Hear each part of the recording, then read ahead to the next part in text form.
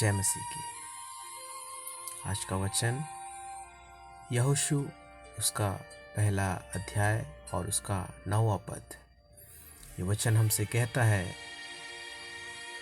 क्या मैंने तुझे आज्ञा नहीं दी, हियाव बांध कर दृढ़ हो जा, भय ना खा और तेरा मन कच्चा ना हो, क्योंकि जहाँ जहाँ तू जाएगा वहाँ वहाँ तेरा परमेश्वर यहोवा तेरे संग रहेगा।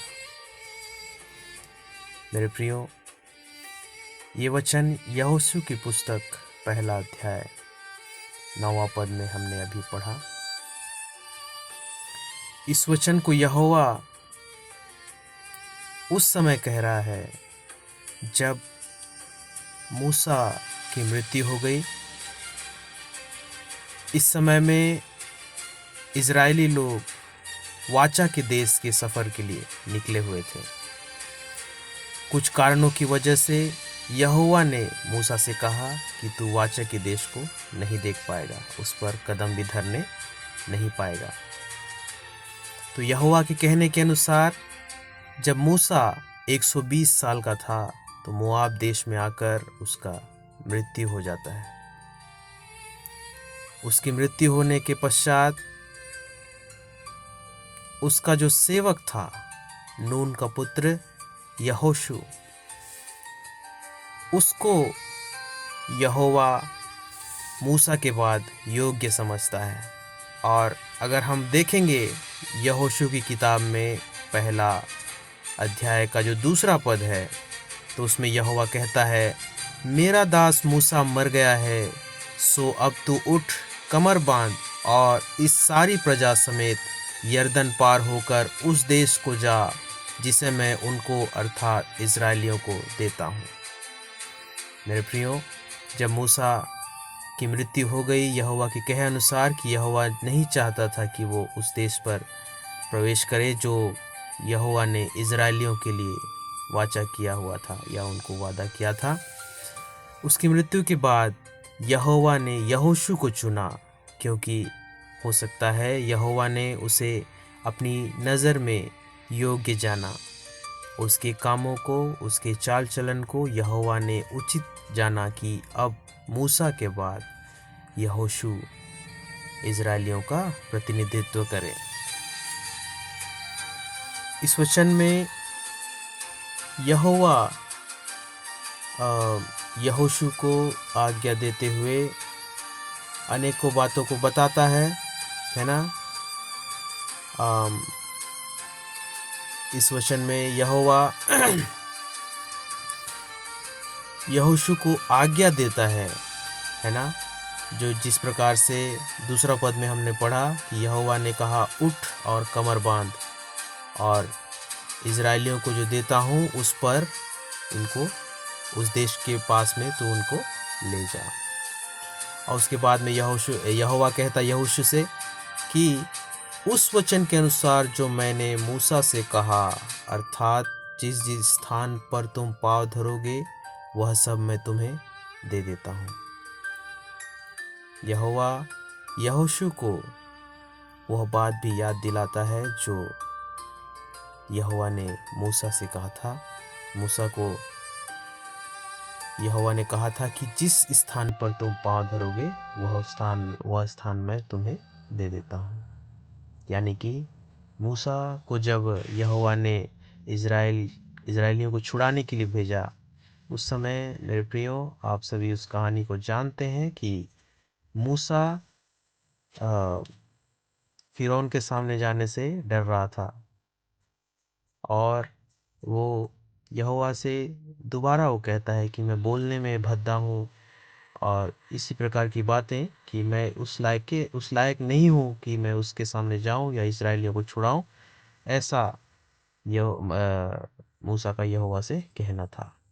लेकिन फिर भी यहोवा के कहने पर मूसा गया और फिरौन के सामने खड़ा हुआ। जैसा जैसा यहोवा ने आज्ञा दिया मूसा ने किया और इज़राइलियों को छुड़ाकर ले आया।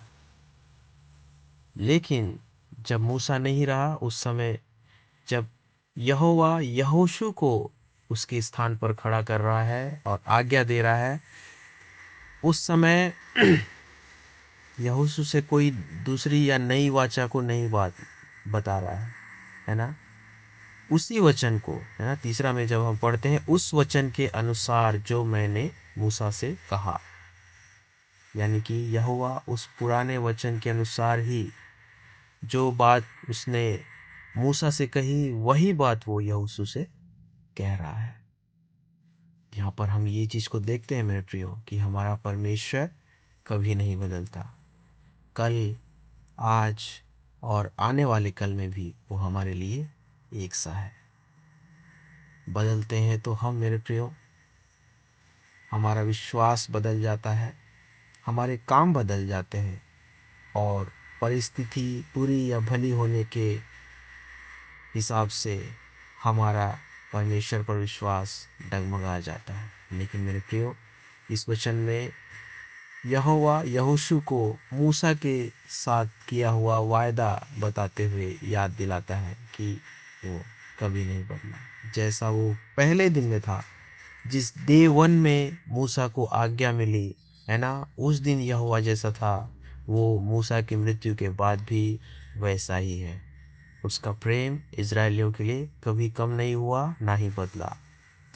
आगे 5वां अध्याय में यहोशू को यहोवा बता रहा है, जीवन भर तेरे सामने कोई नहीं ठहर सकेगा। जैसा मैं मूसा के संग रहा वैसे ही तेरे संग भी रहूंगा, और ना तो मैं तुझे धोखा दूंगा और ना तुझको छोड़ूंगा। मेरे प्रियो, हो सकता है यहोशू के मन में थोड़ा सा हिचकपन आ रहा हो या थोड़ा सा डर का भावना आ रहा हो। उस समय यहोवा उसको ढाढ़स बंधाते हुए कहता है, तेरे सामने जीवन भर कोई नहीं ठहर सकेगा। क्यों? क्योंकि यहोवा यहोशू के साथ है।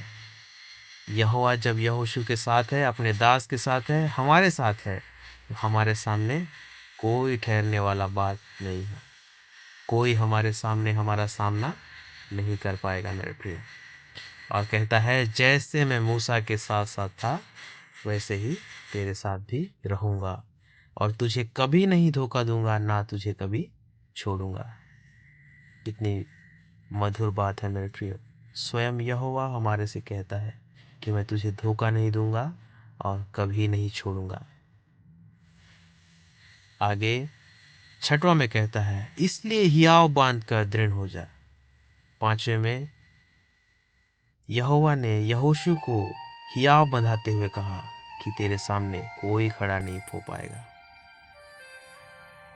और कहता है, हियाव बांध कर दृढ़ हो जा, क्योंकि इतने लोगों का अगुवाई उसको करना था मेरे प्रिय। छोटा मोटा कार्य नहीं करना था।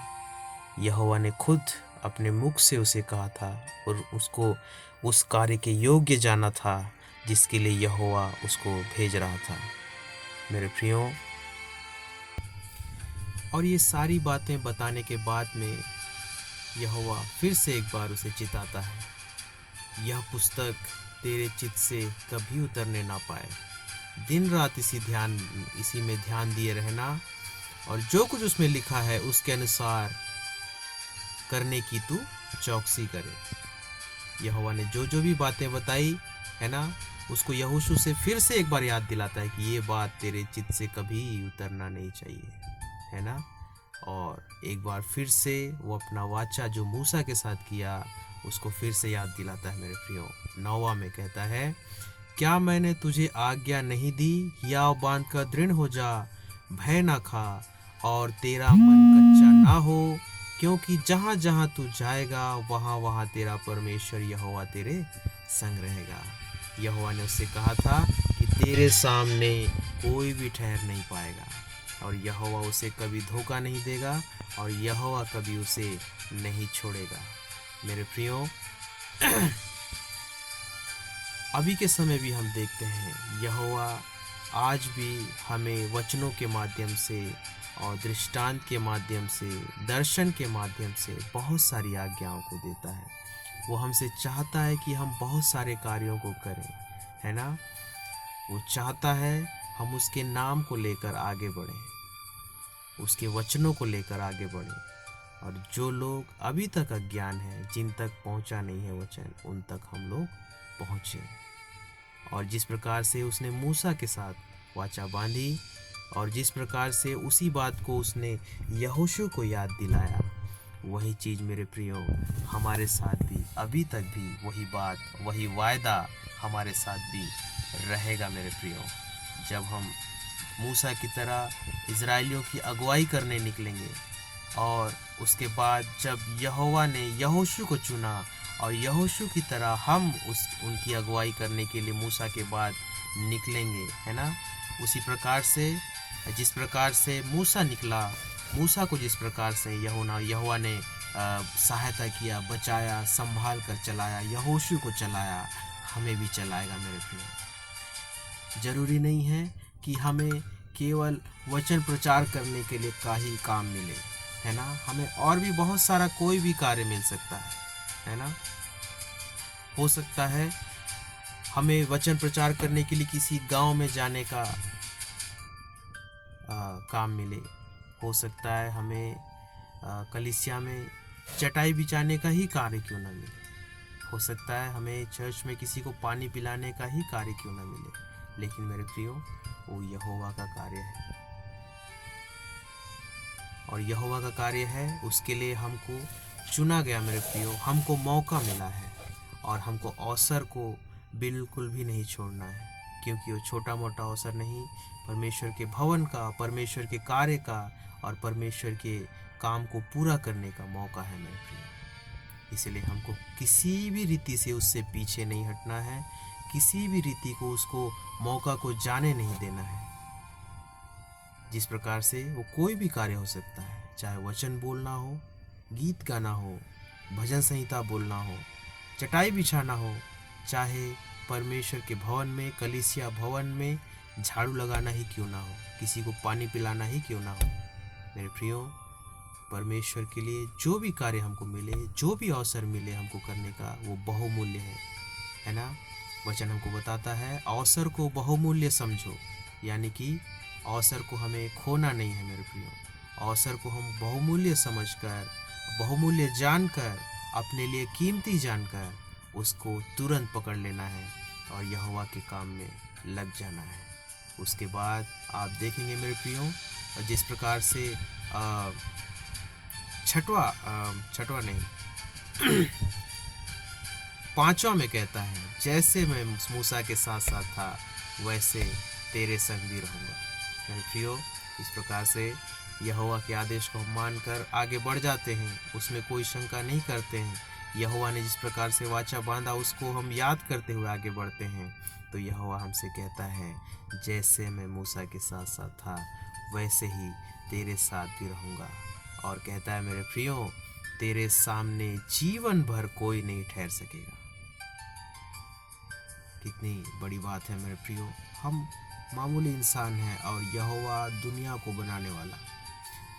बनाने वाला आपसे इतना इंश्योर कर रहा है कि तेरे सामने कोई नहीं ठहर सकेगा और मैं हमेशा तेरे साथ रहूँगा। इस बात को जानते हुए हमें डरने का कोई आवश्यकता नहीं।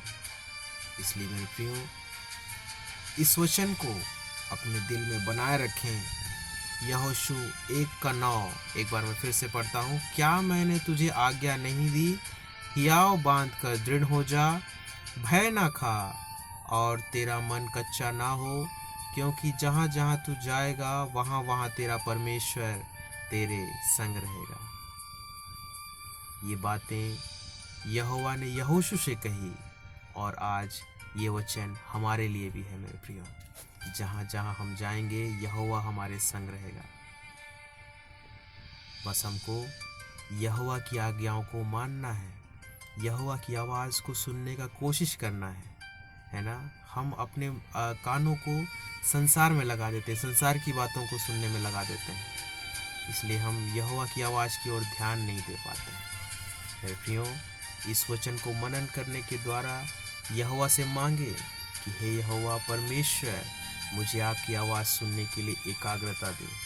मेरा ध्यान फालतू बातों की नहीं और नहीं, व्यर्थ बातों की ओर नहीं, नाशमान बातों की ओर नहीं वरन आपकी ओर लगे, ताकि इस प्रकार से आपने मूसा से कहा कि मैं तेरे साथ साथ रहूँगा, उसी प्रकार से आप मेरे साथ भी रहें। इस वचन को मनन करें, इस वचन को हमेशा अपने साथ पकड़े रहें मेरे प्रियो, और इस वचन से आशीष पाते रहें। आप सभी को जय मसीह।